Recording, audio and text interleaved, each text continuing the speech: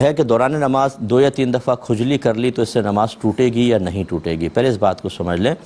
حدیثوں وغیرہ میں کہیں ایسی کوئی بات آپ کو نظر نہیں آئے گی۔ یہ فقہا کا اپنا ایک اجتہاد ہے، اور وہ اجتہاد معمولی نہیں ہوتا ہے۔ میں معمولی کہنے کی کوشش نہیں کر رہا ہوں، اولی الامر منکم کی ابھی میں نے تشریحات آپ کو بیان کی۔ اصل مسئلہ کیا ہے کہ نماز میں کوئی بھی ایسا فعل کرنا، کوئی بھی ایسا کام کرنا کہ اگر کوئی دور سے اس نمازی کو دیکھے تو یقین کر لے کہ نماز میں نہیں، اسے کہتے ہیں عمل کثیر، بڑا عمل، اور اس سے نماز ٹوٹ جاتی ہے۔ جیسے میں موبائل جیب سے نکالوں دوران نماز، نکال کے دونوں ہاتھوں سے اس کو کر کے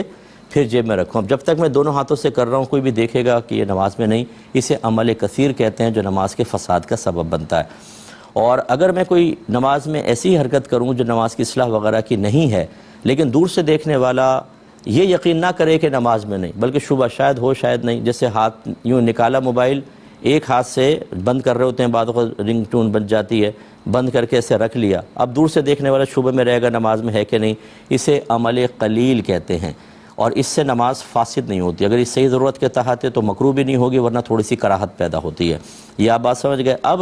فقہا نے یہ فرمایا کہ اگر ایک رکن میں جیسے قیام ہے 3 دفعہ ہاتھ اٹھا کر کوئی کھجا لیتا ہے، 3 دفعہ ہاتھ اٹھا لیتا ہے تو یہ عمل کثیر بن جاتا ہے، اور جب عمل کثیر ہوگا تو نماز فاسد ہوگی، ٹھیک ہے۔ لیکن آج کل کے دور کے اعتبار سے ہم اس پر فتویٰ دینا پسند نہیں کرتے ہیں۔ وجہ اس کی یہ ہے کہ جو ہمارے بچے نماز پڑھتے ہیں کالج کے، اسکول کے، آپ ان کو دیکھیں ایک ایک رکن میں 10 بار ہاتھ اٹھاتے ہیں۔ اس کا مطلب یہ نہیں ہے کہ ہم ان کو ادب نہ سکھائیں، ان کو ادب سکھایا جائے گا۔ میں نے امام حضرات کو دیکھا ہے وہ 3 4 بار ہاتھ اٹھا لیتے ہیں، خصوصاً جب تراویح پڑھا رہا ہو، حافظ شروع کی تراویح 1.25 سپارہ پڑھنا ہوتا ہے، اور ایک ایک رکعت کے اندر لمبا سپارہ ہوتا ہے، بیچارے کو کھجلی ہو، تھوڑا سا اس نے کھجا لیا، پھر پڑھتا رہا، پھر تھوڑا سا کھجا لیا، پھر پڑھتا رہا، پھر کھجا لیا، تو کون اس کو دیکھ کے یہ کہے گا یہ عمل کثیر ہے؟ تو لہٰذا فقہا نے ضرور لکھا ہے، اور بہت ہی اچھی نیت کے ساتھ لکھا کہ جب ہم اس پہ فساد کا حکم دیں گے تو لوگ ڈریں گے اور بڑے ادب سے نماز پڑھیں گے۔ لیکن اب ماحول بدل گیا ہے، اب جو ہیں وہ لوگ بہت ہی زیادہ اس میں انوالو ہو گئے ہیں، مطلب بچے بال یوں کر رہے ہیں، یہ کر رہے ہیں۔ اگر ہم اس پہ مسلسل نمازوں کے فساد کا حکم دیں صرف ایک ذاتی رائے کی وجہ سے تو نقصان کا بہت اندیشہ ہے، اور ہزاروں مسلمانوں کو گناہگار قرار دینا لازم آئے گا۔ اور یہ فقہا کی عادت کریمہ جاری و ساری ہے کہ جب وہ ایک اجتہاداً کوئی حکم بیان فرماتے ہیں اور اس کے خلاف بہت زیادہ معاشرے میں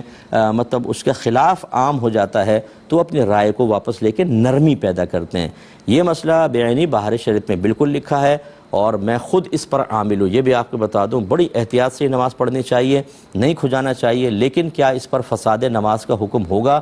یہ آج کل اس پہ غور و تفکر کرنا چاہیے۔ تو مسئلہ یہ بیان کریں، لیکن اگر کوئی کہتا ہے کہ ایسا ہوا